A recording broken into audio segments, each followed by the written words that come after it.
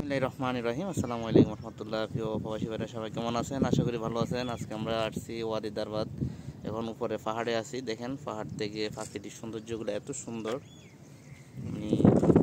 পুরা আরব গালফের মধ্যে মরুভূমির মধ্যে এটা একটা স্বর্গের রাজ্যের মতন, এত সুন্দর সব সবুজ পাহাড়।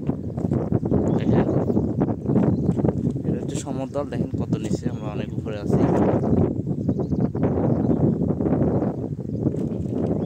আমাদের বেশিরভাগ প্রবাসীরা এই জায়গা আসে ঘুরে গেছেন, যারা সাল্লা আছেন দারবাতে। প্রাকৃতিক এই সৌন্দর্য উপভোগ করাটা অনেক সৌভাগ্যের ব্যাপার, অনেক সুন্দর একটা জায়গা।